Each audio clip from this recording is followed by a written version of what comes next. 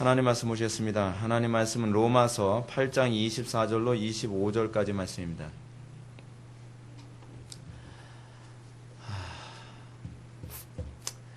하나님 말씀은 로마서 8장 24절로 25절까지의 말씀, 신약성경 250페이지입니다. 신약성경 250페이지 찾으셨으면 제가 봉독하겠습니다. 우리가 소망으로 구원을 얻었음에 보이는 소망이 아니니 보는 것을 누가 바라리요? 만일 우리가 보지 못하는 것을 바라면 참음으로 기다릴지니라. 아멘. 이 시간은 기독교 강의 제3권 제2장 41절부터 43절까지 보시겠습니다. 믿음과 소망과 사랑의 상호관계라고 하는 부분을 살펴보도록 하겠습니다.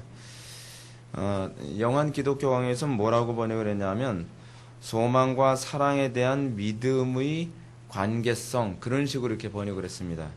그러니까 소망과 사랑이 믿음과 어떤 관계를 맺고 있는가, 이제 그런 식으로 번역을 했어요. 우리가 오늘 이 시간 살펴볼 내용이 바로 그겁니다. 우린 믿음만 가지면 된다라고 하는데, 제가 여러분한테 흔히 말씀드리는 것처럼 믿음이라고 하는 부분의 실체성, 그러니까 내가 정말 믿음을 가지고 있다 했을 때 그 믿음이 진짜 믿음인가 가짜 믿음인가를 구분하는 아주 중요한 시금석이 뭐냐면 바로 소망과 사랑입니다. 그러니까 우리가 믿음, 소망, 사랑 이 세 가지는 항상 있을진데 그 중에 제일은 사랑이라 라고 했을 때, 그 제일이 사랑이라고 하는 이 부분이 이제 뒤에서 이제 우리가 그 얘기를 하겠지만, 사랑 때문에 믿음이 생긴다는 얘기가 아니라 믿음이 들어왔을 때에 반드시 동반되는 것이 바로 사랑과 소망이라는 겁니다. 그러니까 나에게 있어서 사랑이 없다든지 소망이 없다는 건 그냥 믿음은 있는데 나는 사랑은 있고 사랑은 없고 소망이 없다라고는 얘기할 수 없다는 얘기예요. 이게 일체성을 가지고 있어요. 유기적 관계를 가지고 있다는 얘기예요. 그러니까 마치 뭐하고 같냐 하면 태양을 바라보면서 태양은 있는데 태양이 빛이나 열을 안 낼 수가 없죠. 태양으로부터 빛과 열을 떼놓을 수가 없어요. 빛과 열이 없다면 그건 태양이 아닌 것이죠. 예를 들어서 우리가 달과 태양을 구분할 수 있는 아주 중요한 시금석이 그거 아닙니까? 달에는 빛이 있는데 그 빛이 우리를 따뜻하게 만들질 않아요. 그래서 우리는 그 달을 보고 뭐라 그러죠? 저거는 행성이지 저거는 별이 아니야 라고 얘기를 하죠. 그러니까 별과 행성을 구분하는 개념이 그거 아닙니까? 별은 자체적으로 빛을 발하는 걸 별이라 그러고 행성은 자체적으로 빛을 발하지 않아요. 우리가 사는 이 지구는 사실은 별이 아니라 뭐예요? 행성이라고 그러죠. 행성. 그런 식의 개념입니다. 왜 이런 개념이 자꾸 나오는가? 여러분, 사실은 다음 시간서부터 우리가 살펴보게 될 것이 뭐냐면 믿음과 중생에 관한 부분을 살펴보게 됩니다. 근데 이 믿음에 관한 개념, 제2장의 그 타이틀이 뭡니까? 믿음, 그 정의와 특성 해놓고 나서 이것에 대한 설명만 43절이라고 하는 굉장히 많은 분량을 할애하고 있습니다. 왜 사도 바울이 이렇게 믿음에 관해서 이 정의라는데 이렇게 많은 분량을 할애하고 있는가? 그 이유는 거짓된 믿음이 있기 때문에 그렇습니다. 아니, 거짓된 믿음이 있는 것이 아니라 거짓된 믿음이 너무나 많기 때문에 그렇습니다. 많은 사람들이 나름대로 믿는다고 합니다. 근데 문제는 뭐냐면 그 믿음이 굉장히 다양한 잘못된 믿음이 많이 있어요.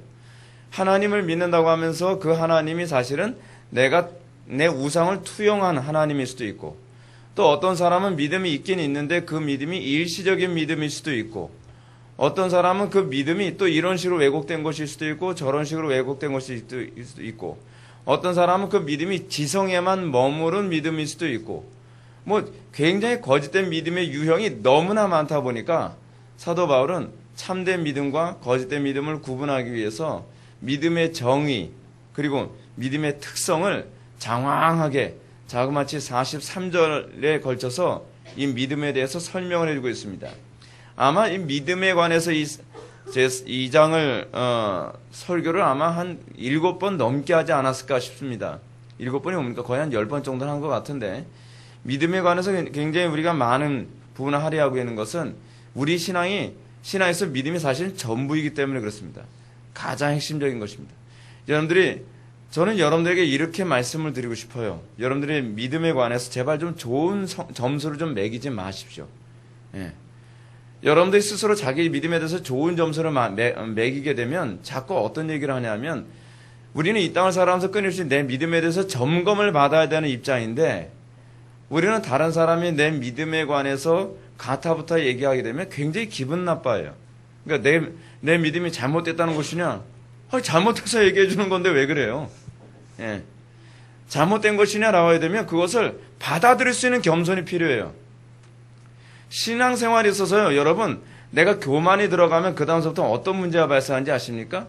강단에서 아무리 정확한 클리어한 설교를 한다 할지라도 나는 문제가 없어 라고 생각하면서 설교를 들어요. 어떤 태도로 설교 듣는 것이 좋은가? 내가 어떤 문제가 있는가? 나에게 문제가 있을 수 있다라고 하는 전제하에서 굉장히 겸손한 자세에서 성경을 읽고 굉장히 겸손한 자세에서 설교를 듣고 굉장히 겸손한 자세에서 지체들의 권면에 귀를 기울일 수 있을 때 그 상태가 사실 가장 안전한 상태입니다. 우리가 사실 팀 모임을 하는 이유도 거기 있지 않습니까? 우리가 초창기 때 제가 팀 모임을 정착시키는데 한 7년이 넘게 걸렸습니다. 근데 그 이유가 뭐냐면 상당수 사람들이 팀 모임 안에서 내 믿음이 비판을 받는 게 싫다는 거예요. 내 믿음의 실체를 남들이 이렇다 저렇다 어떤 식으로든지 얘기하는 게 굉장히 기분이 언짢다는 거예요. 여러분, 지금은 언짢은 거로 끝나지만 하나님의 심판 때에서는 천국이냐 지옥이냐로 여러분 갈라진다니까요. 여러분, 또 제가 여러분들 팀장들에게도 제가 말씀드리고 싶지만 팀장들도 같은 팀원들에게 이런 부분에서 얘기해 준다 해서 내 믿음은 완전하기 때문에 팀장으로 생각하면 곤란합니다. 내 믿음도 항상 점검되어져야 되고 내가 팀장의 자리에 있지만 이 팀장의 자리가 나는 그래도 신앙이 완전하기 때문에 퍼펙트하기 때문에 나는 팀장일 거다라고 생각하면 곤란하다는 거예요. 목사도 똑같고요. 이 땅에서 우리는 끊임없이 자기 자신을 점검하며 내가 하나님 앞에서 바로 서지 못한 것이 무엇인가를 끊임없이 찾아내야 돼요. 여러분, 가장 천국 들어가기 힘든 사람이 어떤 사람인지 아십니까? 사실 교회에서 직분이 높은 위치에 있을수록 그만큼 신앙을 소유하기가, 바른 믿음 소유하기가 쉽지가 않아요. 왜냐하면 신앙의 직분이 존경받는 직분에 있을수록 다른 자기 자신 스스로, 남들은 그렇게 인정 안 해줄지도 모르는데 자기 스스로는 내가 자격이 있어서 그 위치에 올라갔다고 생각하는 경향이 상당히 많이 있어요. 굉장히 위험하죠. 여러분, 제가 지난 주일 낮 예배 때 여러분한테 무슨 말씀을 드렸습니까? 예수님이 12제자 중에서 누가 배도를 했죠? 가룟 유다가 배도했다 그랬죠. 근데 가룟 유다가 배도했을 때 가룟 유다는 어떤 사람이라 했습니까? 12제자 중에서 특별히 문제성이 두드러지게 나타나는 사람이 아니라 그랬죠. 가룟 유다는요, 예수님에게 지적받은 적이 없어요. 성경에 나오질 않아요. 우리는 가룟 유다가 어떤 사람인지 먼저 선입견을 가지고 복음서를 읽다 보니까 가룟 유다는 무조건 우리 사사건과 어떻게 해요? 이 사람은 뭔가 잘못된 사람이라는 방식으로 해석을 하지만 실제로 예수님이 대놓고 가룟 유다를 지적한 적은 없단 말이에요. 근데 가룟 유다만의 문제가 아니라고 제가 여러분한테 말씀드렸죠. 사도들이 성령에 충만해서 기도하면서 뽑은 7 집사가 있습니다. 우리 지금 시대로 따지면 안수 집사죠. 근데 그 7 집사를 뽑았는데 그 사람들은 어떤 사람이라고 뽑은 거예요? 성령 충만하고 그 사람들이 지혜롭다고 해서 7 집사를 뽑았단 말이에요. 근데 그 7 집사 중에서 맨 마지막 7번째 럭키 세븐 아닙니까? 근데 그 7번째 그 7 집사가 이름이 무엇입니까? 그 사람이 갑자기 그 이름 뭐였죠? 니골라 아닙니까? 니골라가 나중에 이단의 괴수가 돼요. 니골라당이라고 하는 걸 만든단 말이에요. 니골라당이 어떤 당이냐면 이 사람이 열심은 대단했나 봐요. 율법주의 당이거든요. 율법을 엄격하게 준수해야 구원받는다라고 하는 신학적 개념에 심각한 문제가 생겨버렸어요. 초창기에는 사도들이 봤을 때도 별 문제가 없는 사람이었고 초창기에는 정말 바르게 반듯하게 신앙생활했고 기도 생활도 열심히 하고 헌신도 열심히 하고 그러는 사람이었기 때문에 적어도 니골라가 그럴 사람이라고는 사도들도 예측을 못했던 거예요. 근데 나중에 요한계시록에서 뭐라 얘기합니까? 니골라 당 때문에 문제가 많이 생기지 않습니까? 여러분, 우리가 신앙생활하면서요, 자기 자신을 신뢰하는 사람만큼 미련한 사람이 없습니다. 항상 자기 자신을 뒤돌아보고 항상 자기 자신을 누구보다 항상 더 엄격하게 자기 자신을 채찍질하는 사람이 정말 지혜로운 사람입니다. 그런 사람이야말로 항상 하나님만 바라보면서 신앙생활을 할 수 있게 되는 것이죠. 오늘 본문에서도 이제 믿음에 관한 정의의 이제 마지막 부분을 살펴보게 되는데, 우리의 믿음의 어떠함을 점검하는 중요한 시금석 중에 하나가 뭐냐면 소망입니다. 오늘 사실 사랑보다 소망에 관한 부분을 더 많이 얘기합니다. 칼빈은 사랑에 관한 부분을 여러분 77페이지 한번 보시기 바랍니다. 77페이지에 보게 되면 중간 패러그래프 하나 있지 않습니까? 한 10줄 정도 돼 보이는 중간 패러그래프. 거기서부터 그 다음 패러그래프까지가 사랑에 관해서 언급하고 있습니다. 그 나머지는 다 소망에 관해서 다 얘기하고 있어요. 근데 여러분, 먼저 우리 오늘 본문 한번 보시기 바랍니다. 우리가 소망으로 구원을 얻었음에, 우리는 구원을 뭐로 얻는다고 생각하죠? 믿음으로 구원을 얻는다고 얘기하지 않습니까? 근데 제가 여러분들한테 그런 말씀 드렸죠? 항상 바울이나 예수님이나 어떤 복음서, 그 성경의 기자들은 성경을 기록할 때 어떤 단어와 어떤 단어를 때로는 동의어로 사용하는 경우가 상당히 많이 있다고요. 근데 여기서 믿음과 동의어로 뭐를 사용한 거예요? 소망을 사용했어요. 믿음과 소망이 동의어는 아니에요. 분명히 믿음과 소망은 다른 거예요. 그죠? 믿음과 소망은 다른 것이지만 그러니까 소망을 믿음의 동의어로 사용된 것은 이건 무엇을 강조하기 위한 것이냐면 소망이 없으면 믿음이 없다는 걸 얘기하는 거예요.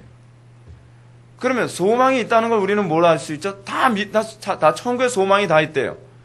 여러분 천국 소망에서 다 예배당 온 거 아닙니까? 나름대로 다 소망이 있어서 여러분 신앙생활 열심히 하는 거 아니에요? 근데 그 소망 중에도 또 가짜가 있다는 거예요. 어떻게 소망 중에 가짜가 있느냐? 그 다음에 나오죠. 보이는 소망이 소망이 아니니 보는 것을 누가 바라리요? 만일 우리가 보지 못하는 것을 바라면 어때요? 참으로 기다릴지니라. 참으로 기다릴지니라. 참으로 기다릴지니라. 뭘 얘기하는 거죠? 인내를 얘기하는 거죠. 인내. The perseverance of the saint. 성도의 견인을 얘기하는 거예요. 끝까지 인내하는 사람은 뭐예요? 믿음을 가진 사람. 참된 소망을 가진 사람은 어떻게 해요? 끝까지 인내하죠. 그래서 항상 믿음을, 복음서에서도 예수님께서 믿음을 설명하실 때 항상 뭐하고 같이 따라오도록 설명하냐면 인내를 항상 같이 연결해서 항상 그 믿음을 설명을 해요. 항상 예수님이 믿음을 설명하는 방식이 인내라니까요. 소망이에요, 소망. 그래서 여러분 마태복음 24장에서 예수님께서 마지막 날에 어떤 사람만 구원을 받으리라? 끝까지 인내하는 자는 구원을 얻으리라. 근데 끝까지 인내하는 자는 구원을 얻으리라 라는 말을, 이 부분을, 그러니까 인내와 소망을 또 동의어로 사용하고 있죠. 그렇죠? 그래서 끝까지 인내함이라고 하는 단어를 빼고서 거기다 뭘 집어넣어도 돼요? 소망을 집어넣어요. 소망을 버리지 않는 자는 구원을 얻으리라 라는 말이기도 해요. 또 믿는 자는 구원을 얻으리라 라는 말이기도 해요. 다 같은 말이죠. 근데 같은 말인데 이 같은 말에 강조점을 어디다 두고 그리고 하나의 단어를 더 명확하게 이해하도록 만들기 위해서 굳이 믿음이라는 단어를 사용하지 않고 그 자리에다가 소망이라는 단어를 집어넣거나 그렇지 않으면 인내함이라는 단어를 집어넣어서 그 부분에 대한 의미를 더욱더 선명하게 우리들에게 얘기해주고 있는 것입니다. 믿음에 있어서 소망의 위치는 구원 이전과 이후에 다 위치합니다. 그러니까 여러분들이 구원을 받기 전에 뭐부터 시작을 하냐 하면 그리스도께 대한 소망으로 시작을 해서 구원을 받아요. 그러니까 여러분, 그래서 설교자가 해야 되는 일이 뭔지 아십니까? 설교자는요, 여러분들을 아주 어떤 면에서는 기분을 나쁘게 만드는 사람일 수도 있어요.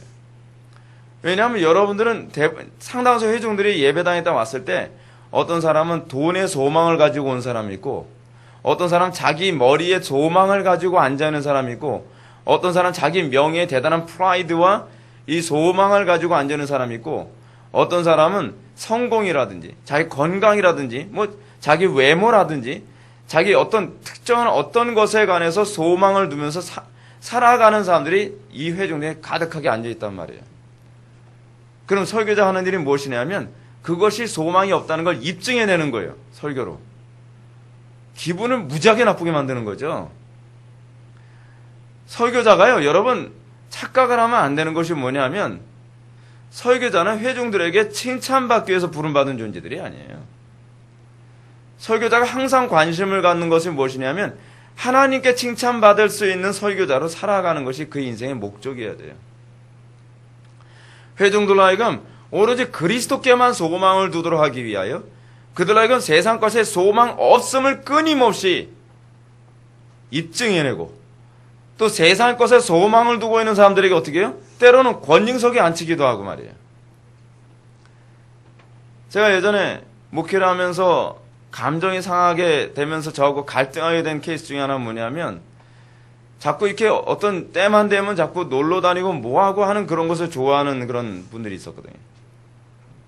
근데 놀러 다니는 걸 너무 좋아하다 보니까 그냥 아무 생각 없이 주일날에도 그냥 어디 놀러 가고 뭐 그러면서 아 괜찮잖아요 뭐 이런 식으로 자꾸 말로 때우는 그런 분들이 있었어요.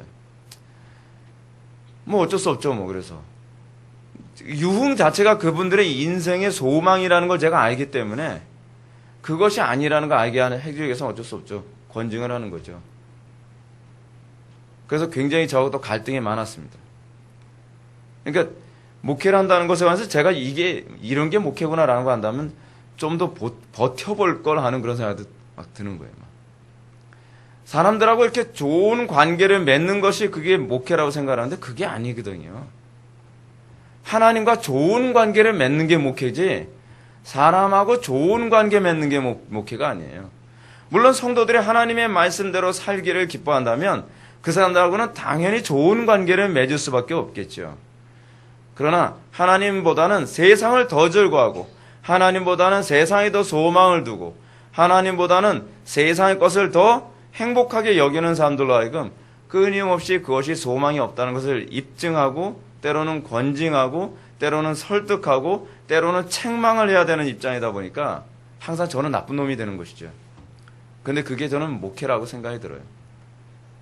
여러분 이게 참 아이러니한 게 뭐냐면 사람들은 그렇게 하면 그렇게 얘기한 사람이 나쁜 사람이라고 생각을 합니다. 이 시대 구조 자체가 다 그렇죠.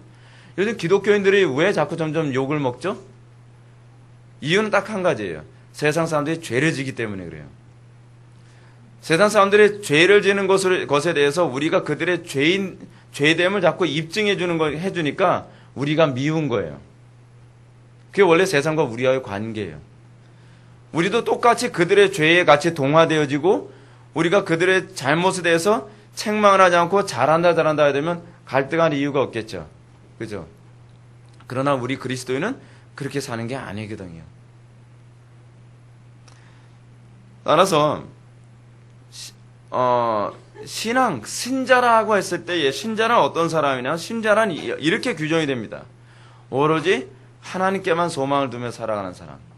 영원한 천성만 바라보며 사는 사람. 이 땅에서 어떻게? 이 땅은 내 집이 아니요. 영원한 천성만이 내 집이라고 바라보며 살아가는 사람. 여러분 그런 부분에 관해서 끊임없이 여러분들 저울에 올려질 때가 많죠. 돈이 먼저냐? 그렇지 않으면 신앙이 먼저냐? 행복이 먼저냐? 그렇지 않으면 신앙이 먼저냐? 때로는 극단적으로 하나님께서도 아주 애매한 상황을 만드셔서 가정이 먼저냐? 때로는 하나님이 먼저냐? 이번에 우리 추석 명절 보내지 않았습니까? 우리가 믿는 신앙 하나 때문에 제사상에다 절을 안 하는 것, 그런 것 때문에 뭐라고 얘기합니까? 너 때문에 좋던 가정 분위기 다 망가졌다라는 소리 나오는 거예요.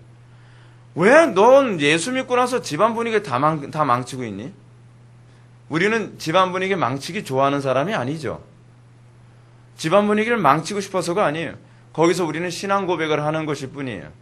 나는 귀신에게 절하지 않겠습니다. 제가 언젠가 여러분한테 그런 말씀을 했죠. 제가 검도 도장에서 그 검도를 하는데 거기 검도 도장에서는 이렇게 칼을 이렇게 거합도라는 거 하는 걸 하는데 거기다 칼을 이렇게 앞에다 딱 놓고 손가락을 이렇게 삼각형에서 딱 절을 하면서 칼을 딱 들고 옆으로 차면서 처음에 칼을 딱 뽑는 뭐 그런 게 있어요 처음에. 근데 저는 그거 못 하겠더라고요. 왜냐하면 칼을 신성시하는 그런 느낌이 들어서 좀 못합니다. 근데 남들 다 그거 하는데 저 혼자 그 뻘쭉히 고개 딱 쳐들고 있으니까 좀 분위기가 아주 싸해졌어요. 옛날에 학교도 할 때는 꼭 태권도에다 태극기에다 절을 하고 시작하거든요. 태극기에 다 절을 하는데 저는 그냥 묵념만 딱 했거든요. 그냥 국기에 대한 맹세 정도로요. 남들 다 절을 하는데 저 혼자 딱 거기서 그냥 묵념만 하니까 관장이 하는 소리가 뭐하냐 남들 다 절하는데. 저 예수 믿습니다. 저 절 안 합니다. 그냥 저는 국기에 대한 맹세만 합니다. 그러니까 분위기 싸해지잖아요. 왜 예수 믿는 사람들이 왜 그래야 되죠? 왜 예수 믿는 사람들은 분위기를 왜 망치죠? 제가 군대에 있을 때 고참들이 다 모여서 회식을 하는데 항상 회식이 뭐예요? 회 먹자고 회식이 아니라 술 마시자고 회식이에요. 그 술식이라고 하는데 왜 회식이라고 하는지 모르겠어요. 술 파티에 다 해놓고 나서 술 마시라는 거예요. 못 마십니다. 분위기 다 망가지죠. 우리가 술 마셔야 되는 그 자리에서 술을 안 마시니까. 왜 안 마시냐? 알지 않습니까? 저 예수 믿는 거예요. 마셔라. 못 마십니다. 여러분, 왜 우리는 그렇게 사는 것이죠? 그렇게 해야만 하는 율법적 의무 때문에 그렇습니까? 여러분, 착각하지 마시오. 우리는 의무 때문이 아닙니다. 소망 때문에 그렇습니다. 사랑하기 때문에 그렇습니다. 여러분, 율법적으로도 얼마든지 그럴 수 있어요. 이거 할 수 있어요. 제가 생각하건대, 솔직히 얘기해서 군대에 있을 때 제가 버틴 건 율법적인 것이었어요. 제가 생각했을 때. 어렸을 때서부터 그렇게 해야 된다라고 저는 그렇게 배웠고, 태극기에 절을 하지 않은 것도 그런 거였고, 그리고 검에다가 절을 하지 않은 것도 그런 거였어요. 근데 더 중요한 것은 그 행위가 아니라 행위의 동기가 어디서 나왔느냐에 관한 문제예요. 그때 저는 신학도 안 했고 아무것도 몰랐기 때문에 당연히 그러면 우상숭배라고 생각하니까 의무감 때문에 그랬어요. 그러나 하나님께서 지금 생각해보면 기뻐하시는 행위는 아니었겠다라는 생각이 들어요. 우리의 모든 행위가 어디에서부터 출발해야 되죠? 하나님을 사랑하고 그리고 하나님 믿는 믿음 안에서, 소망 안에서. 소망 때문이 아니었어요. 의무감이었어요. 그 자존심이었고, 제가 자존심이 되게 강하거든요. 자존심이었고, 또 하나 뭐냐면 제가 가지는 성격이었어요. 여러분, 이걸 잘 구분하셔야만 합니다. 성격이냐 아니면 신앙이냐도 구분을 잘해야 돼요. 간혹가다 사람들은 그럽니다. 김 목사는 원래 타고난 성격이 강직해서 목회를 그렇게 하나. 그거하고 아무 상관이 없습니다. 성격 때문에 제가 이렇게 목회를 하고 있다고 한다면 그건 불행한 일입니다. 잘못하면 육으로 끝날 수도 있는 문제입니다. 사랑 때문에 이래야만 합니다. 소망 때문에 그래야만 합니다. 여러분들이 신앙생활하는 것도 여러분들의 성격 때문에 이렇게 신앙생활하는 것이 아니라 하나님께만 소망을 두고 있고 그리고 하나님을 사랑하기 때문에 여러분들의 신앙생활이 그렇게 되어야만 합니다. 자, 여기서 우리가 휘포스타시스라고 하는 부분을 살펴봅시다. 히브리서 11장 1절에 나오는 얘기죠. 믿음은 바라는 것들의 실상이요 보지 못하는 것들에 대한 증거니 선진들이 이로써 증거를 얻었느니라. 그래서 증거라고 하는 말에 헬라어는 휘포시타시스라고 그러죠.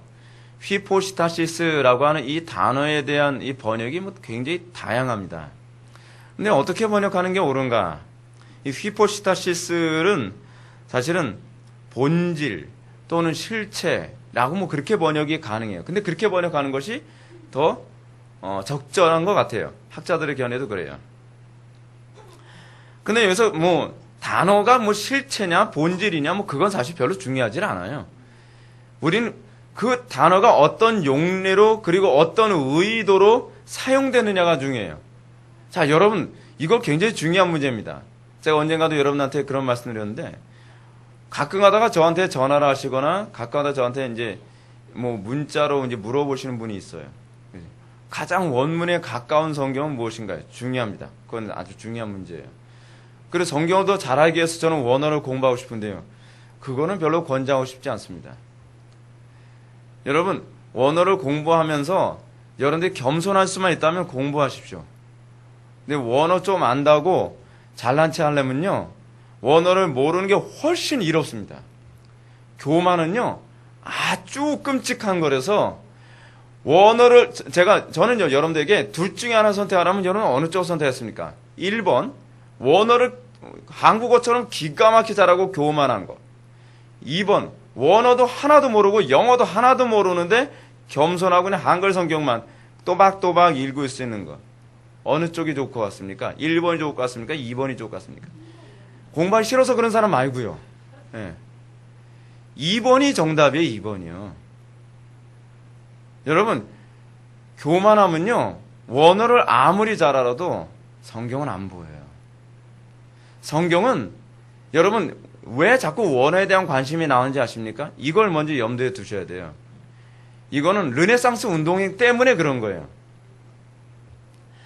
르네상스 운동이 뭐죠? 원전으로 돌아가자 운동이거든요. 원전으로 돌아가자. 그래서 르네상스 시대에 인문학이 발달해가지고 이 헬라어나 그 당시에 르네상스 시대, 그러니까 고전으로 돌아가야 되면은 가장 많은 고전이 뭐예요? 헬라어잖아, 헬라어요. 그리스 철학을 이제 공부하는 거니까. 그리스 철학은 다 헬라어로 되어 있잖아요. 그래서 그 헬라어나 그렇잖아요, 라틴어를 알아야 고전을 읽을 수 있었기 때문에, 그래서 원전을 읽을 수 있는 능력을 키우는 것이 바로 그 당시 르네상스 운동의 특징이었어요. 근데 옛날 고전이라든지 그렇지 않으면은 인문학 책을 더 정확하게 읽으려면 실제로 여러분 우리가 번역된 책을 보는 것보다 원전을 영어를 잘 아는 사람이 영어를 읽는 게 훨씬 쉽습니다. 그런 개념이에요. 그래서 옛날 언어, 헬라어나 라틴어를 공부하는 거예요. 근데 성경은 달라요. 성경을 묘해가지고 성경은 성령의 조명으로 볼 때를 아야만 제대로 보여요. 아무리 원어에 능통해도요, 성령의 조명 없이 성경을 연구하면 이런 소리 합니다. 이스라엘 백성이 홍해 바다 건넜다고 원전을 봐, 원전. 히브리어 원전을 보면 갈대밭이 이런 소리예요. 제가 격한 말에 나오려다가 주님의 은혜로 절제를 했습니다. 이런 안 좋은 말을 해요. 네.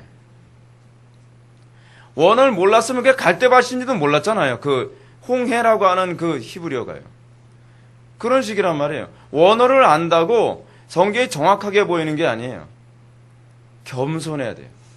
그리고 겸손해서 성령의 조명 가운데 있으면 하나의 단어가 휘포시타시스 몰라도 상관없어요. 근데 실상이라고 하는 이 헬라어를 몰라도 성령의 조명 가운데 그것이 실체라는 것은 알 수가 있어요. 그것이 성경을 보는 눈과 인문학 고전을 보는 눈의 차이가 바로 거기에 있는 겁니다. 그래서 여러분 원전 어쩌고 한다고 그거 기죽지 마세요. 원전 몰라도 상관없어요. 원어 몰라도요.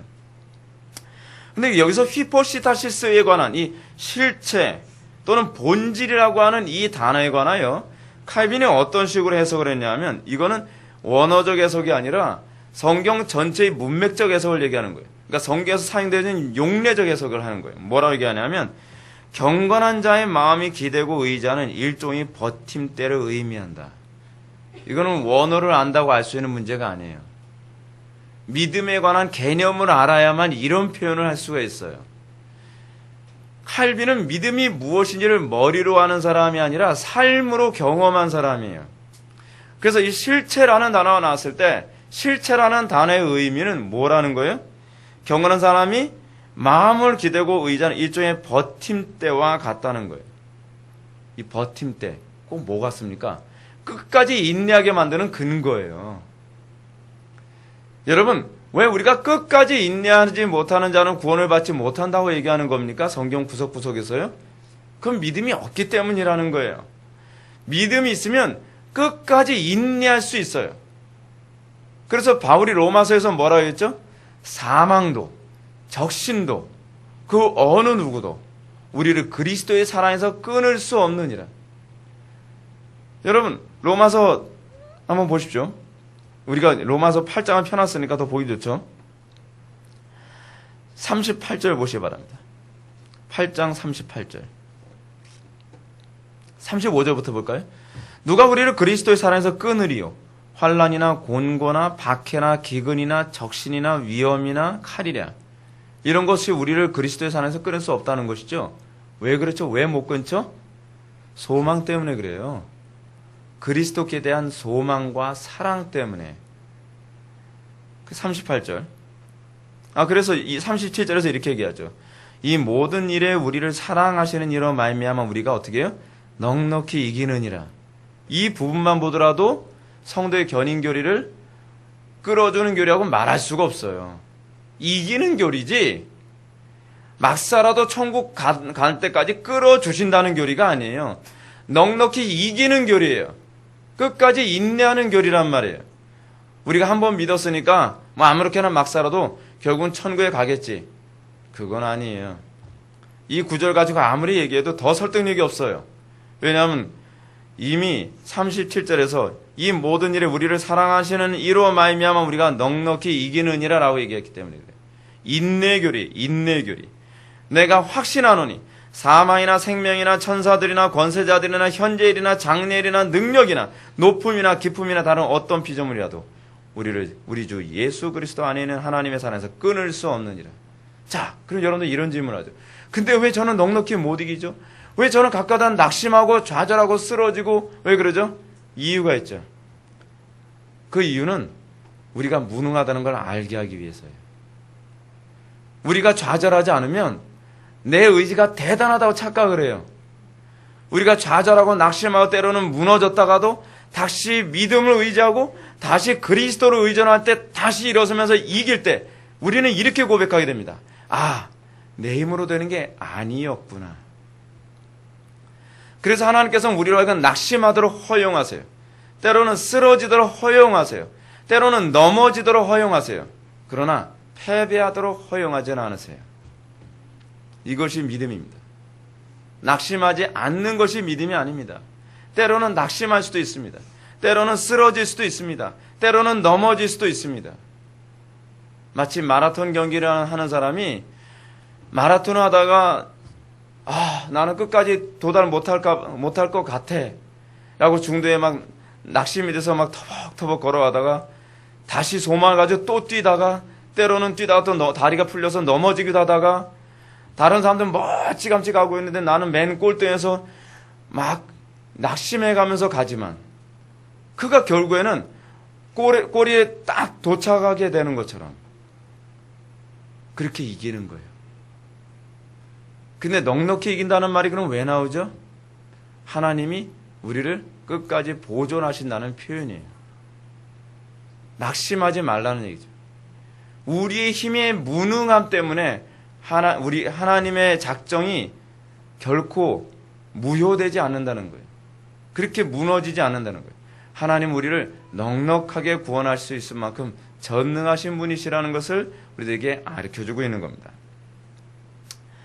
그래서 마치 사도는 여기서 믿음 그 자체가 하나님께서 우리에게 약속하신 것들을 확실하고 안전하게 소유하는 것이라고 말씀하려 하는 것 같다. 여러분 그 페이지 맨 밑에 줄로 넘어갑시다. 밑에서 두 번째 줄. 바울은 그것을 가리켜 증거 혹은 암시라고 했는데 혹은 아구스티누스가 자주 번역하고 있듯이 현존하지 않는 것들에 대한 확신이라고 할 수 있겠지만 이에 대하여 바울은 말하자면 여러분 믿음이라는 말이요. 이 부분은 믿음이란 이렇게 번역을 하세요. 그러니까 이런 거는 원어로 읽을 줄 아는 게 훨씬 유리해요. 한글로 번역된 게 제가 지금 이 기독교 강의 3권을 참조해 가면서 여러분들 설교를 하는데 번역이 약간씩 다른데요. 이 정확하게 번역이 안 된 부분은 우리가 이해력에 상당한 어려움을 끼쳐요. 그래서 믿음이란 첫 번째로 나타나지 않는 것들에 대한 증거예요. 믿음은 어떻게 정의를 내렸어요? 나타나지 않은 것들에 대한 증거예요. 무슨 얘기냐면 여러분 영원한 천국이 나타났어요? 안 나타났어요? 안 나타났죠? 그런데 왜 있네요? 거기 어떻게 소망을 해요? 그 믿음 때문에 그래요. 여러분 이 믿음이라고 하는 건요. 보이지 않는 것들에 대해서 아직 나타나지 않는 것들에 대한 증거예요.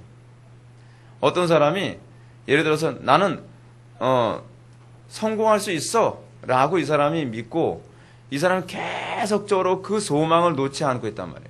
자, 여러분 이 얘기 잠깐 합시다. 아까 소망에 관해서 얘기할 때 이 얘기를 했어야 되는데, 소망을 갖는다고 한다면 노력을 안 하나요? 소망을 가진 사람과 가지지 않은 사람을 외적으로 구분할 수 있는 중요한 시금석이 어디 있죠? 사실 그건 노력이에요. 그쵸?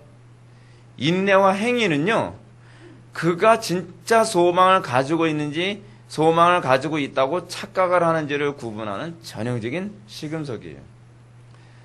자기가 좋은 대학에 갈 수 있다고 생각하는 아이가 노력을 안 할까요? 뭐 둘 중에 하나죠. 머리가 너무 좋아가지고 좋은 대학에 갈 수 있다고 생각을 하거나, 그렇지 않으면 그 소망이 가짜거나. 그렇죠? 신앙생활에서도 동일합니다. 이 사람이 진짜 영원한 천국의 소망을 가지고 있다면 세상의 것 돌아보지 않겠죠. 끊임없이 세상을 포기하고 끊임없이 어떻게 해요? 그리스도를 향해 달려가기 위해 어떤 태도를 경주해요? 사도 바울의 표현처럼 경주하는 이 운동선수 같은 삶, 그 군사로서의 삶을 살아가게 되어 있어요.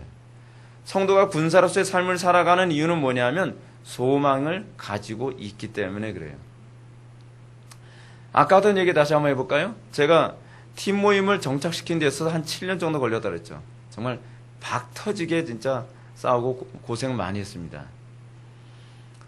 근데 한 번도 팀 모임을 하는 걸 제가 본 적이 없었고, 어느 교회에서도 이런 팀 모임이라는 걸 한 그 케이스를 제가 들어본 적이 없어서, 저도 그런데 교회 안에 있는 성도들은 오죽하겠습니까?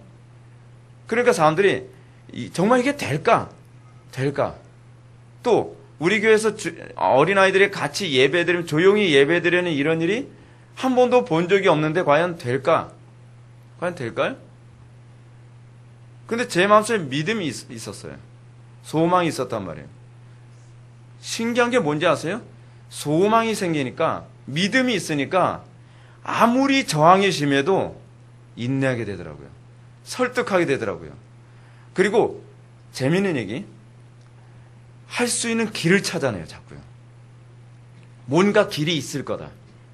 현실적으로는 아무것도 달라진 게 없고 몇 년이 지나가면 지나서 점점 더 힘들어지는데 길이 있을 것 같아요. 거기에 소망이 있으니까. 내가 길을 못 찾아서 그렇지 뭔가 길이 있을 것이다. 그 끊임없이 계속 기도하고 성경을 연구하고 또 기도하고 성경을 연구하면서 하나님께 자꾸 길을 보여달라고 자꾸 하나님께 구하는 거예요. 그러면서 뭐가 생겨요? 노하우라는 게 생겨요. 여러분, 신앙생활에 있어서 노하우가 안 생긴다면 그 사람은 끝까지 인내해본 경험이 내가 보기엔 없는 사람이에요. 하나님은 그냥 그 돌쇠처럼 그냥 무조건 참고 인내하는 게 아니에요. 하나님께서 우리에게 인내케 하시는 방식이 뭐냐 하면 그것이 항상 성화와 맞물려 들어가기 때문에 인내하면서 우리로 하여금 지혜롭게 만드시고 인내하면서 우리로 하여금 더욱더 현명하게 만드세요. 그래서 오래 인내하면서 점점요, 하나님께서 우리들에게 소위 일반 은총의 관점에서 적용하고 해석할 수 있는 기능을 점점 강화시켜 나가시는 거예요. 아이들 보고 무조건 예배 잘 드려, 조용히 해, 그런다고 되지 않거든요. 하나님께서 어떻게 하시죠? 자꾸 지혜를 주시죠. 그 노하우가 자꾸 생기게 만들어요.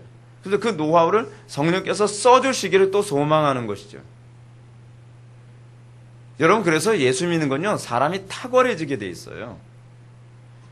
왜냐하면 그것이 하나님의 형상이니까요. 그러면서 계속 인내하면서 사람들 설득해 나가죠. 합리적으로 설득해 나가죠. 이렇게 해야 어떻게 해요? 모든 세대의 세대 차이가 무너질 수 있다. 이 부분은 인내해줘야 돼.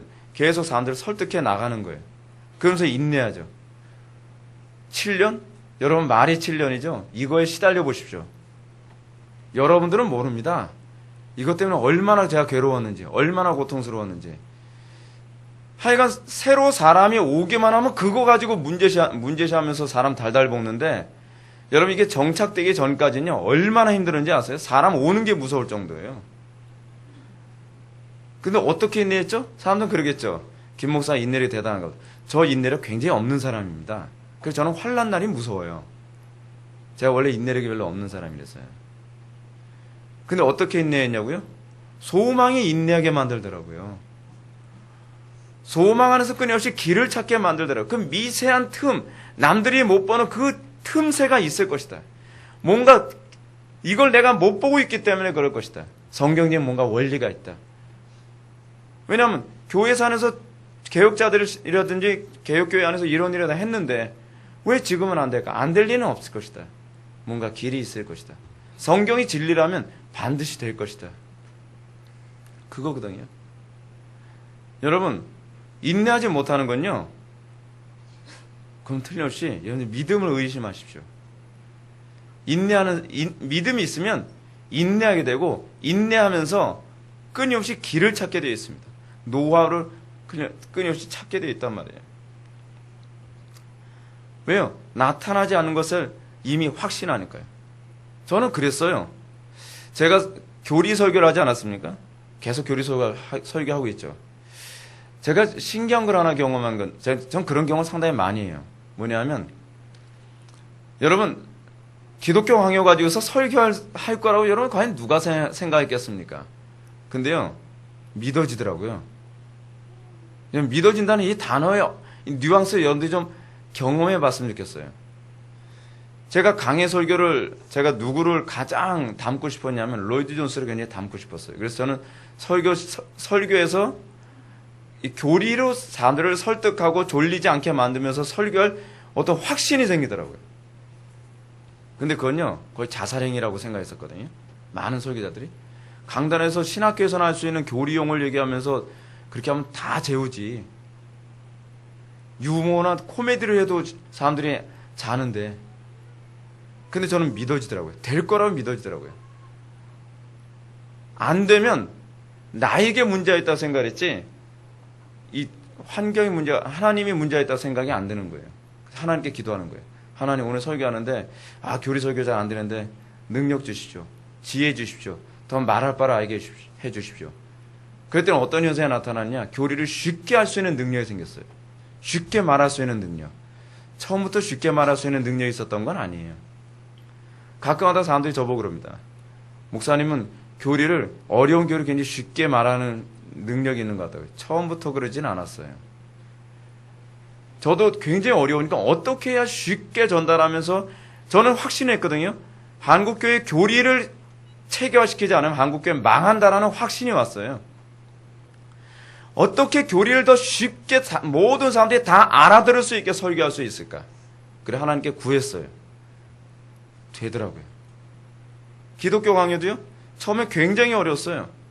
제가 기독교 강요를 이렇게 쉽게 설교하게 될 줄은 상상도 못했어요. 근데 믿음이 들어오니까 인내하게 되더라고요. 포기하게 되질 않아요. 강해 설교 처음부터 잘 된 게 아니거든요. 어려우니까 중대에 포기하고 싶었어요. 저 강해 설교 한 편 준비하는데 3일 걸렸어요. 꼬박 3일이요, 여러분. 꼬박 3일 얼마나 힘든지 아십니까? 설교 한 편만 꼬박 준비하는데도요, 설교 끝나고 나면, 설교 준비 끝나면 입에서 단내가 나요. 막 구토증이 나고요. 막 죽을 것 같아요. 막 너무 힘들어서요.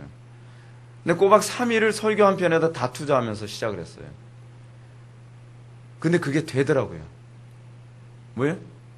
소망이 사람이 인내하게 만들어요. 거기에 소망이 있으니까 이 부분이 포기가 안 되는 거예요.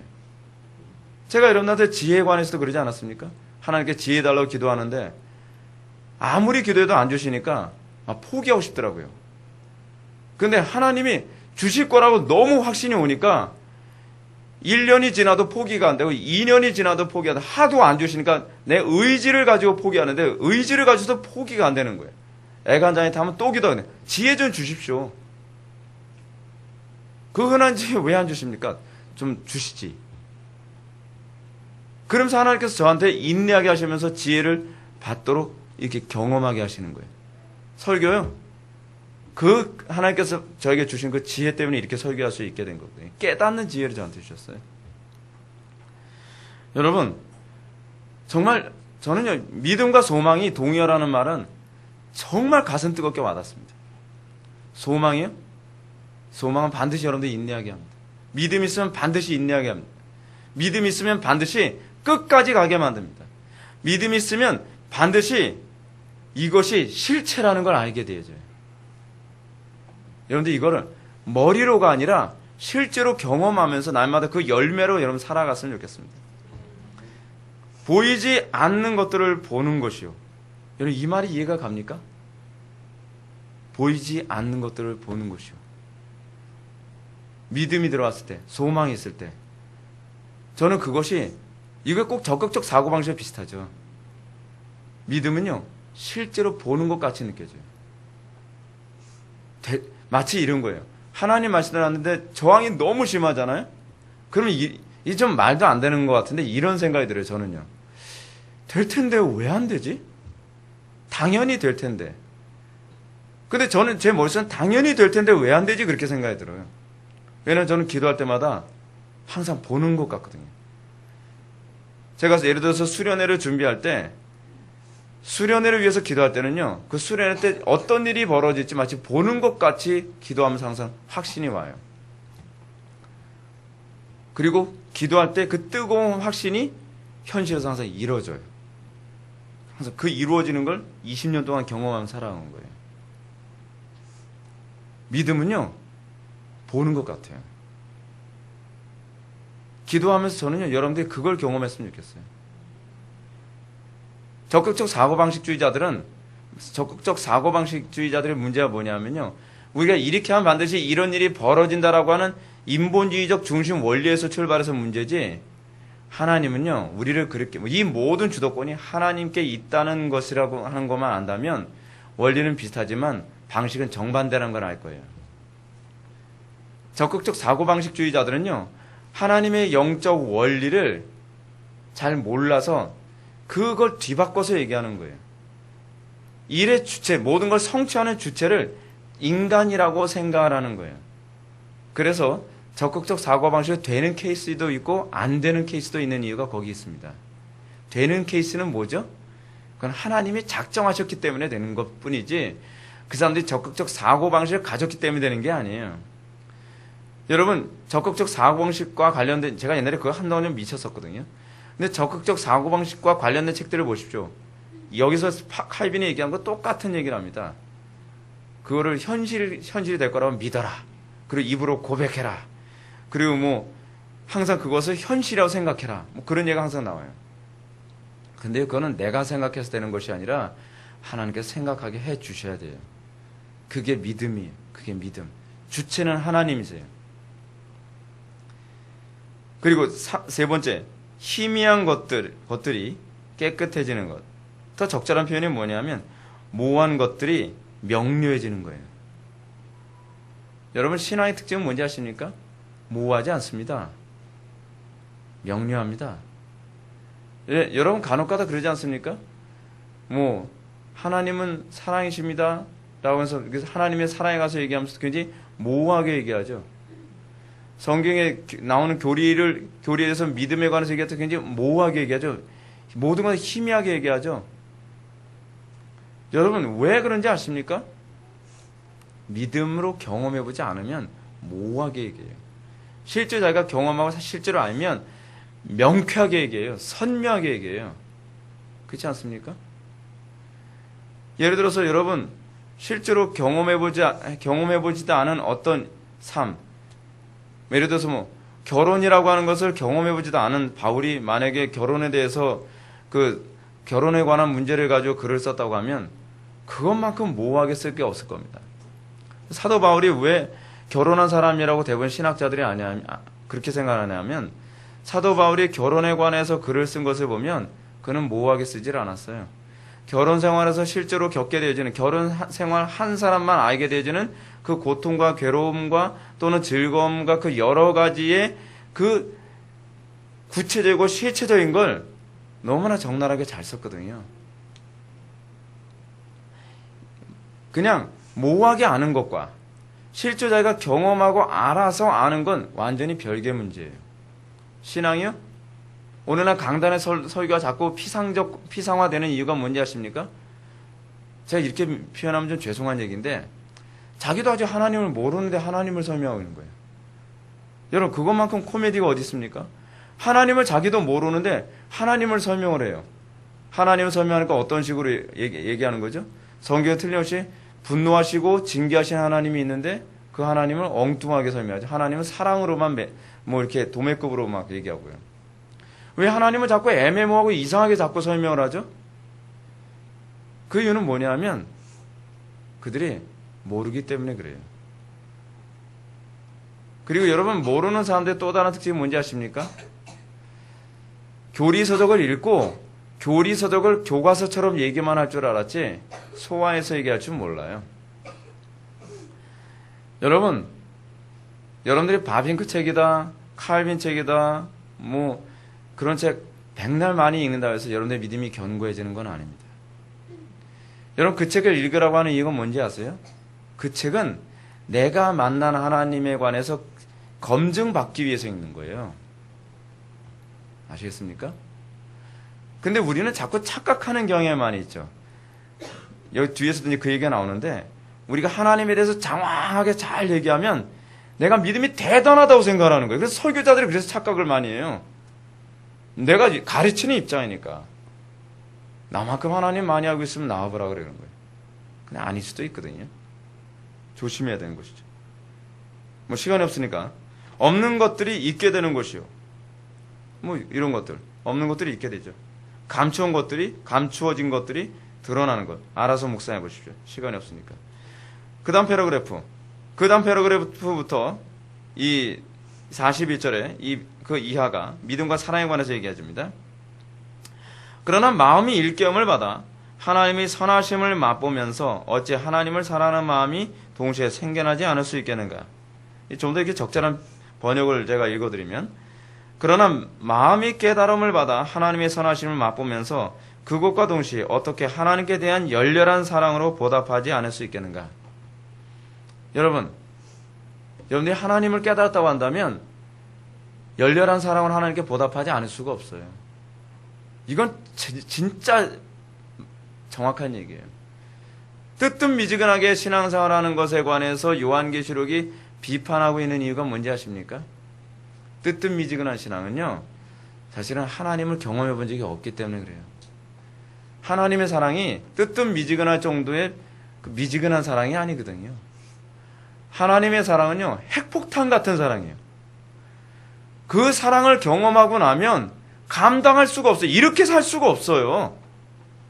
한국교회 교인들을 아주 흐리멍덩하게 만들어버린 신앙 중에 하나가 뭐냐면, 그 신앙이, 하나님은 사랑이십니다. 하나님 사랑 맞죠? 근데 그 사랑을 경험해봤다면, 우리가 이렇게 살 수 있나요? 그분의 사랑이 얼마나 위대한 사랑인데, 무슨 성찬 예식이나 할 때 찔끔찔끔 눈물이 흘릴 정도의 그런 사랑이 아니에요. 우리가 그 사랑을 깨닫고 나면 내가 주님을 위하여 내가 어떻게 헌신하리까? 우리의 신앙의 선배들 중에서 그 사랑을 깨달은 사람들이 어떻게 살았죠? 이기적이고 자기만 알고 게으르고 나태하면서 아무것도 모르는 그런 사람이 예수 그리스도를 알고 난 다음에 아골골짝 빈들도 복음 들고 가오리다. 하나님, 나 여기 있사오니 나를 보내소서. 여러분, 그게 신앙이에요. 그게 신앙. 우리가 어찌하든지 더 헌신하지 못해서 탄식하게 되는 그런 마음.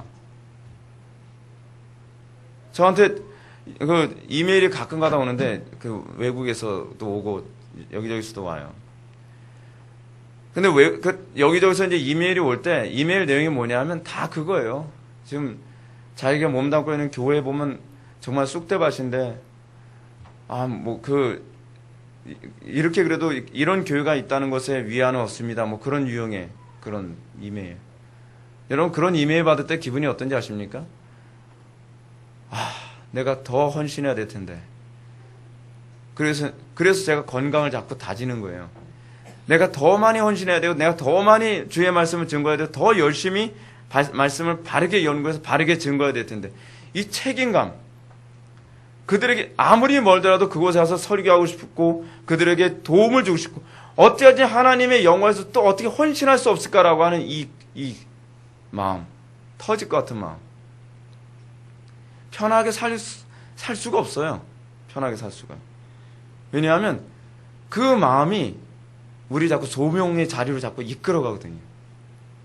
그것이 고생스러운 자리인데, 여러분, 뭘 잘 모르는 사람들은 뭐 외국 가서 설교하고 뭐 어디 지방 가서 설교하면서 많은 사람들 설교하는 거 좋을 것 같죠. 여러분, 명예심 좋아하는 사람은 좋아할지 모르겠는데요. 그렇지 않아요. 죽을 맛이에요, 여러분.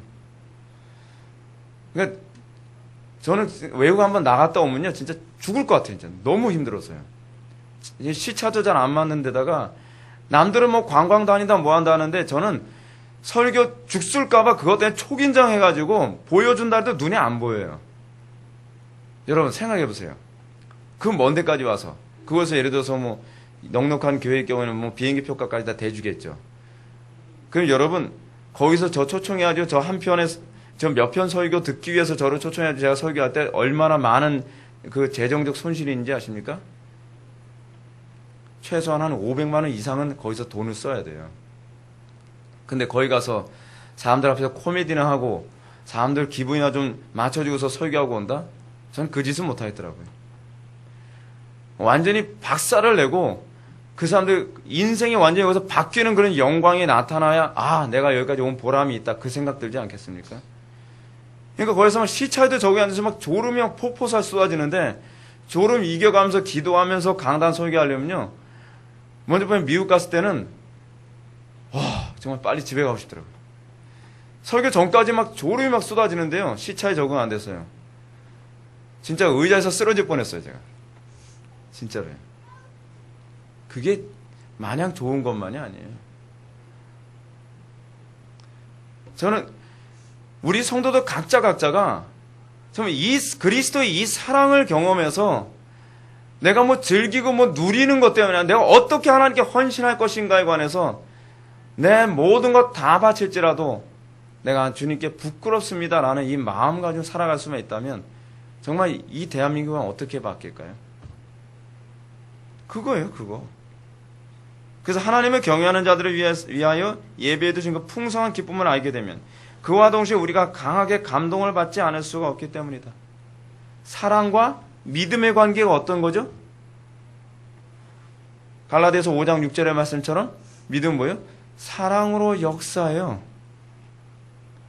믿음이 나타나는 방식은 사랑으로 나타나는 거예요. 그래서 제가 여러분한테 말씀드렸죠. 믿음, 소망, 사랑 이 세 가지는 항상 있을진데 그 중에 제일은 사랑이라고 했을 때 왜 사랑이 제일이냐? 우리가 믿음을 가져야만 사랑이 생기거든요. 근데 사랑은 하나님의 본질을 드러내기 때문에 제일이라는 거예요. 하나님의 속성을 드러내요. 우리가 그래서 믿음이야말로 믿음을 통해서 우리가 그리스도와 연합됐다는 것을 가장 잘 드러내는 건 바로 사랑이에요. 그 사랑에 가장 먼저 어디에 초점이 포커스가 맞춰져요? 하나님께. 하나님 사랑함이. 그래서 하나님을 사랑하기 때문에 내가 마음을 다하고 뜻을 다하고 힘을 다하고 목숨을 다하고 지혜를 다해서 있지도 않은 지혜를 다 짜내가면서 하나님의 영광 위에서 어떻게 살 것인가를 끊임없이 고민하는 거예요. 끊임없이. 그 사랑. 그게 믿음이에요. 믿음과 사랑을 뗄 수가 없어요. 사랑이 없으면 믿음도 없는 거예요. 소망이 없는 것이 믿음이 없는 것처럼 말이죠. 그 다음 패러그래프 보십시오. 사랑의 믿음과 소망이 우선한다는 신학자들, 스콜라 철학자들을 얘기하는 거거든요. 사랑의 믿음과 소망에 우선한다는 신학자들의 가르침은 헛된 꿈밖에 아무것도 아니다. 왜냐하면 우리 속에 사랑을 처음 일으키는 것이 오직 믿음이기 때문이다. 베르나르, 이 버나드가 한 말 한번 봅시다. 버나드는 바울이 경건한 자들의 사랑이라고 부르는 자들의 자랑이라고 부르는 양심의 증거를 세 가지를 얘기한다. 첫째로 하나님의 긍휼하심이 없이는 죄사함을 받을 수 없음. 여러분 이건 믿습니까? 두 번째, 하나님께서 주시지 않으면 사람이 선행을 할 수가 없음. 그리고 마지막으로 영생을 값없이 주시지 않으면 그 어떤 수고로도 영생에 합당한 공로를 이룰 수 없음. 이 얘기가 왜 나오는가? 이 얘기와 관련해서 사실 뒤에 이걸 좀 봐야 되는데, 피터 롬바르드가 한 말을 우리가 좀 봐야 되는데, 80페이지로 넘어갑시다. 80페이지 중간 패러그래프 보시게 되면, 피터 롬바르드는 소망의 기초를 두 가지로 하나님의 은혜와 행위의 공로로 제시한다라고 해요. 피터 롬바르드가 누구라 그랬죠? 우리식으로 따지면 루이스 볼코프 같은 사람이죠. 조직신학의 아주 대표적인, 로마 가톨릭 조직신학의 체계를 세운 가장 대표적인 사람이에요. 그래서 칼빈이 그 로마 가톨릭의 교리를 공격할 때는 항상 피터 롬바르드를 언급을 해요. 마치 루이스 볼코프를 언급하는 것처럼. 우리 기독교의 대표적인 조직신학자가 되면 뭐 학교에서 주로 배우는 교과서가 그거예요. 루이스 볼코프의 조직신학으로 주로 공부를 하거든요. 보수신학교에서는요. 그리고 천주교에서는 피터 롬바르드의 조직신학으로 좀 공부를 하는 거예요. 뭐 지금도 그런지 모르겠어요. 칼빈 당시엔 그랬다는 얘기예요. 근데 뭐라고 얘기하느냐? 믿음을 얻기 위해서 뭐가 필요하다고요? 피터 롬바르드는 은혜가 필요한데 거기다가 행위의 공로도 필요하다라고 해요. 행위가 있어야 믿음이 들어간다는 거죠. 근데 칼빈은 그렇지 않다는 거죠. 뭐예요? 하나님께서 주시지 않으면 사람의 선행 자체가 나올 수 없다는 거예요. 공로로 구원받는 거 있을 수 없다는 거예요. 그런 부분을 지적하고 있는 겁니다. 시간 없으니까 패스합시다. 42절. 믿음과 소망의 관계. 여러분 소망 해놓고 소망이다 이렇게 해서. 소망은 행위를 유발한다. 또는 행동을 유발한다. 그렇게 하나 써보십시오. 그러나 어디에 있든 이 믿음은 반드시 영원한 구원에 대한 소망을 절대로 떨어지지 않는 반려자로서 곁에 함께 두고 있는 법이다. 그렇죠? 믿음과 소망 또는 구원과 소망은 함께 가는 반려자예요. 자, 근데 문제는 무엇이냐면 소망은 반드시 행위를 동반을 해요. 근데 문제는 이 행위가 어디에 소망을 뒀느냐에 따라서 율법주의가 될 수 있고 때로는 뭐가 될 수도 있어요? 이게 복음이 될 수도 있어요. 문제는 뭐냐면 여러분 율법주의자들도 여러분 엄밀한 의미에서 그들의 율법주의적 행위조차도요 소망 때문에 나온 겁니다. 그들의 소망이 어떤 소망이에요? 헛된 소망이죠. 잘못된 소망이죠. 다른 사람들에게 경건하게 보일 수 있다고 하는 것에 대한 소망이죠. 이처럼 어떠한 행위조차도요 소망이 없이 행위가 나오는 법은 없어요. 모든 행위는 이기적인 행위조차도 악한 행위 하나조차도 그 행위의 원인은 주로 어디서 나오냐면 자기가 소망을 품는 것에 의해서 나오는 거예요.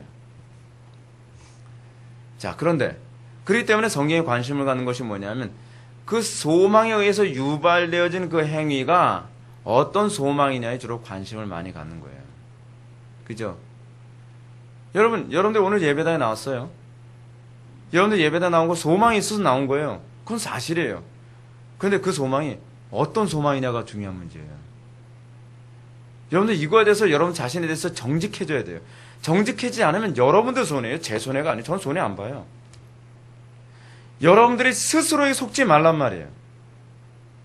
여러분들은 도대체 어떤 소망을 가지고 예배당 온 거죠? 예배당에 딱 앉아있으면 저 양반은 그래도 1년 365일 예배 한 번도 빠지지 않는 경건한 사람이야 라고 하는 은연중에 그런 의식 때문에 이 자리에 앉아있습니까? 그 소망으로 앉아있다면 여러분들은 헛된 소망이죠. 구원 얻지 못하는 소망이죠. 그렇지만 자기 나름대로 그래도 나는 신앙 괜찮은 사람이지 자기 만족을 얻기 위한 그 소망 때문에 이 자리에 했다고 해도 그것도 헛된 소망이죠.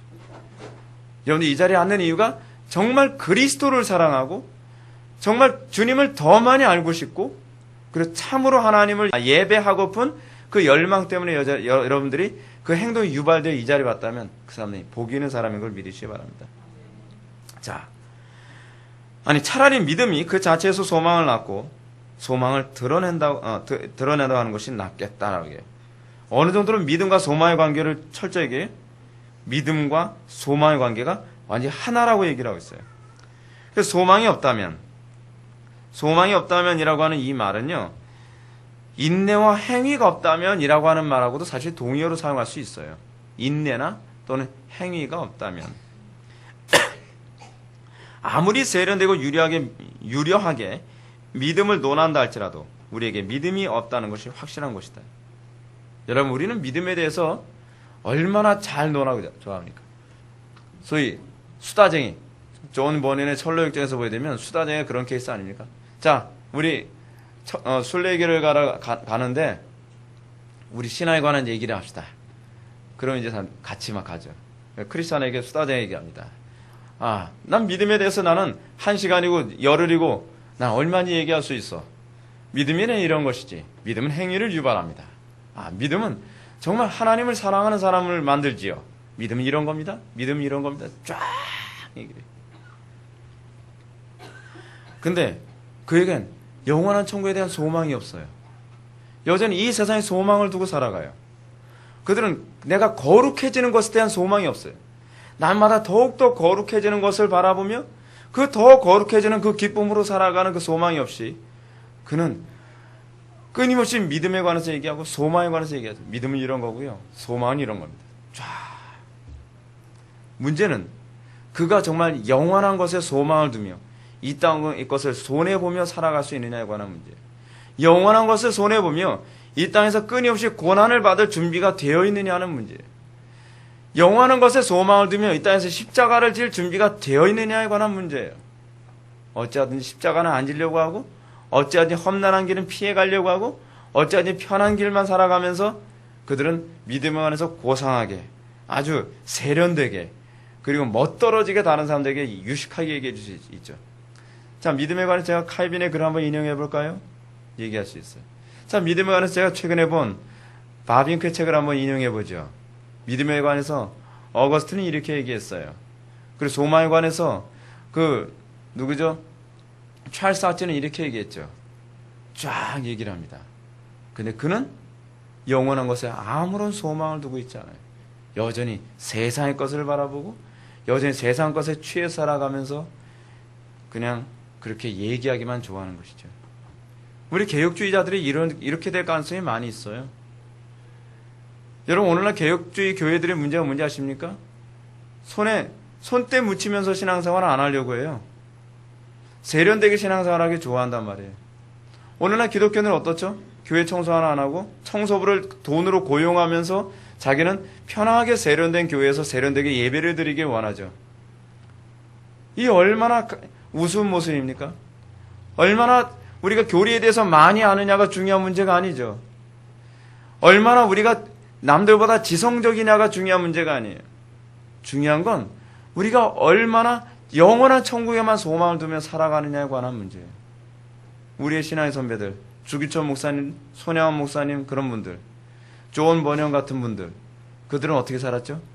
영원한 것에 대한 소망 때문에 감옥에도 갇히고 고문도 당하고 가족들이 뿔뿔이 흩어지기도 하고 정말 피눈물 흘리며 이 밥을 먹어가면서 내가 예수 믿는 것 때문에 이렇게 고통을 당하고 안 해도 되는 고통을 스스로 선택하고 남들한테 오해도 받아가고 남들한테 손가락질도 받아가면서 그렇게 살아가는 이유가 어디 있는 거죠? 그들은 왜 그렇게 살았죠?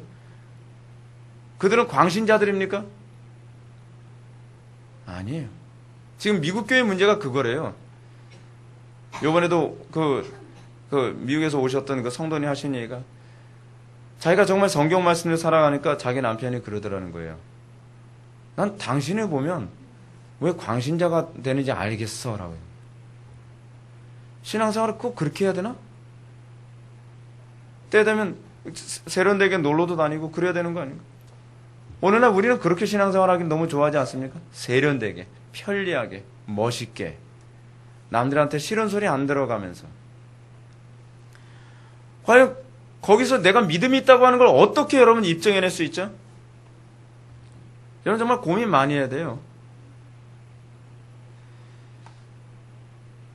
만약 믿음이 하나님의 진리를 확고히 믿는 것이라면 그 진리가 우리에게 거짓말을 할 수도 있고 우리를 속일 수도 헛될 수도 없다는 것을 믿는 것이라면 이런 확신을 얻은 사람은 동시에 하나님께서 그의 약속들을 이행하실 것을 반드시 기대하게 될 것이다.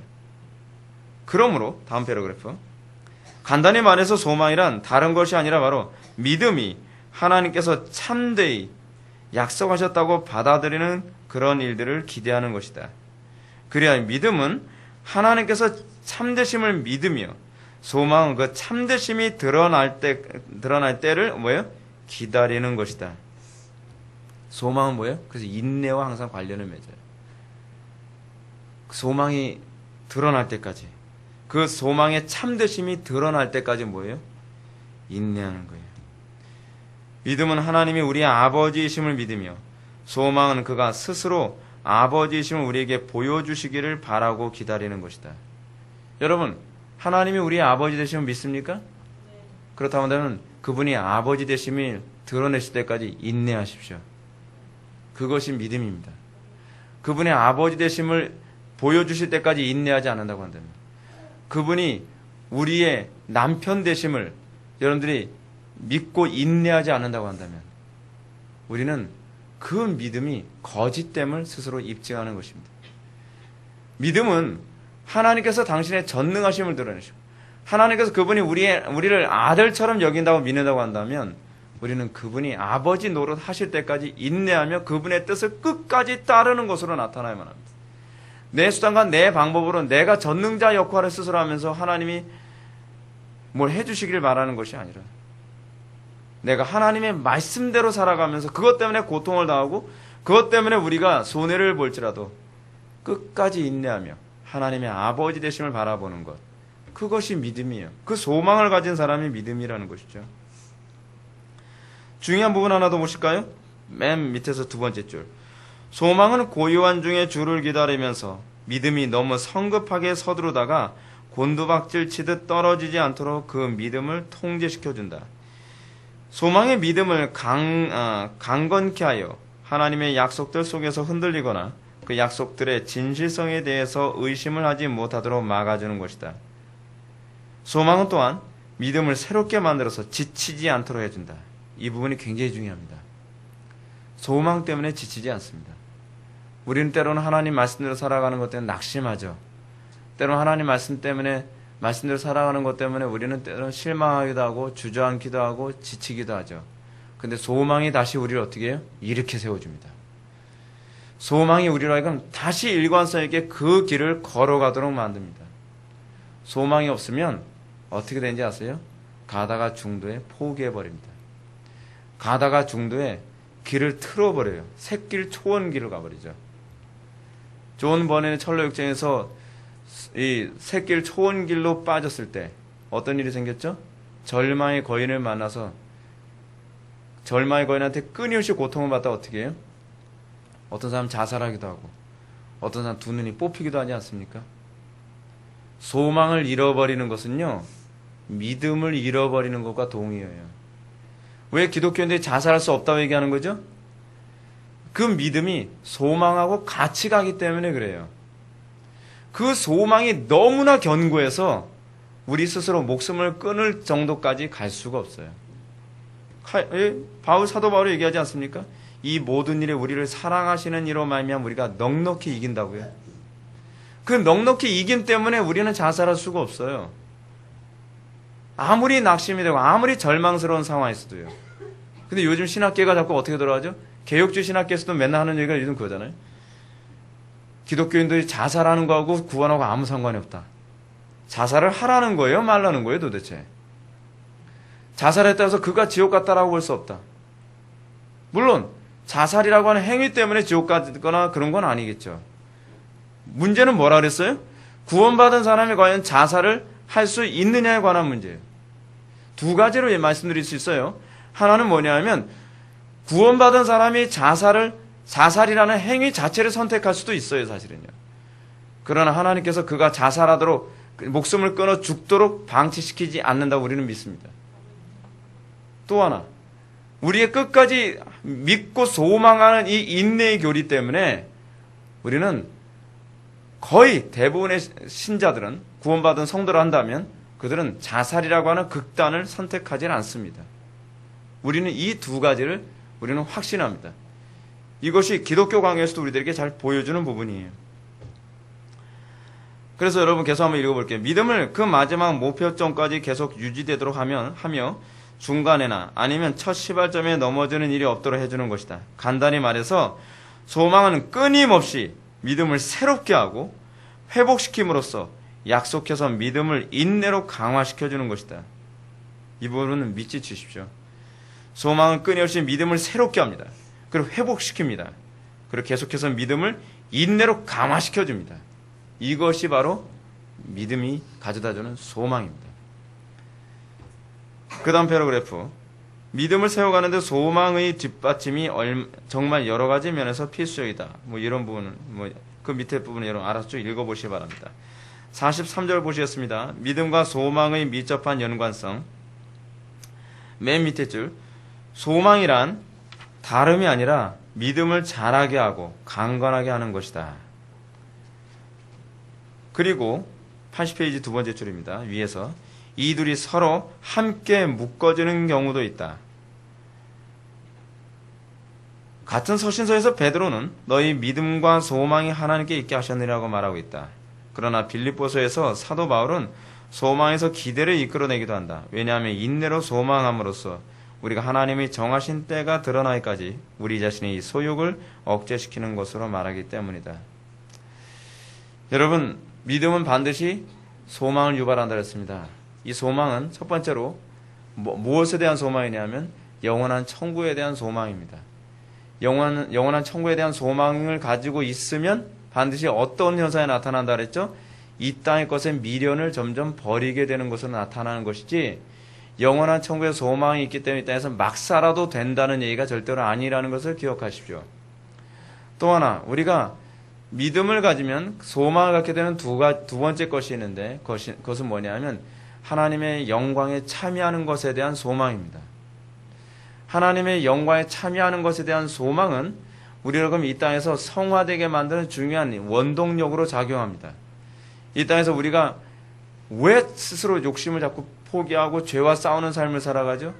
우리가 하나님의 형상으로 날마다 화하여질 것에 대한 소망 때문에 그렇습니다. 성화가 안 나타나면 이건 믿음이 없는 거예요. 왜냐하면 그들은 성화에 대한 소망을 가지고 있지 않기 때문에 그래요.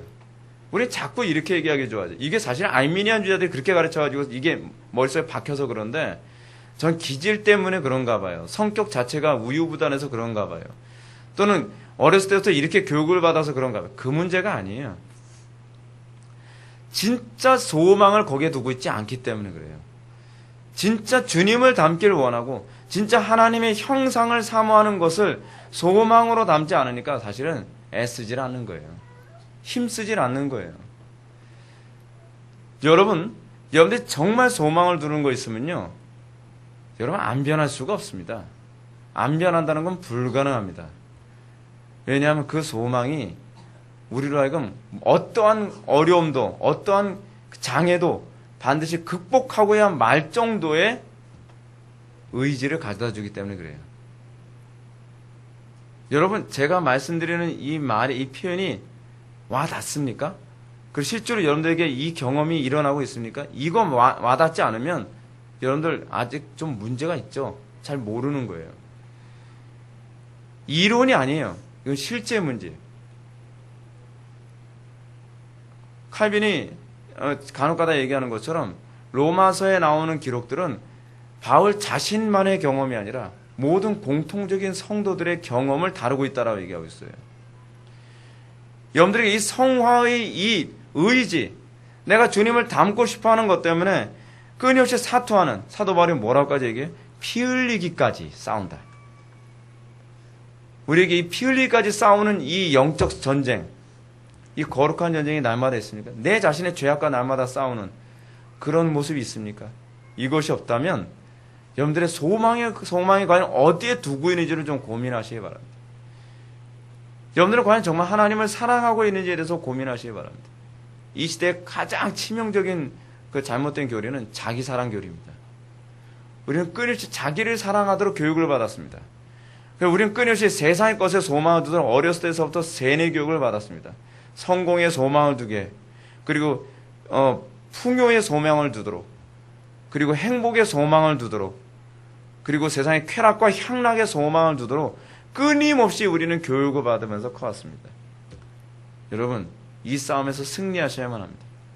오로지 영원한 것에만 소망을 두고 오로지 하나님의 영광에만 소망을 두며 여러분들이 인내하고 그래서 여러분들 속에 믿음이 있음이 날마다 입증되어지는 놀라운 역사가 나타나기를 주님의 이름으로 축원합니다. 기도하시겠습니다. 사랑이 많으신 하나님, 우리에게 믿음이 있음을 소망과 인내로 검증할 수 있음을 다시 한번 알게 해주시니 감사합니다. 아버지 하나님, 우리에게 있는 소망이 과연 어떤 소망인지 다시 한번 점검하게 해주시고 우리로 하여금 그 소망이 정말 어떤 고난과 장애도 극복할 만큼의 의지를 동반하는 소망인지 우리가 다시 한번 묵상하게 하여 주옵소서. 우리가 소망과 사랑 안에서 우리가 견고한 믿음으로 날마다 서게 하여 주시고 그래야 날이 갈수록 정말 믿음 지키기 힘든 이 시대에서 끝까지 믿음 지키는 거룩한 성도들이 될 수 있도록 복을 내려 주옵소서. 예수님의 거룩하신 이름으로 기도드립나이다. 아멘.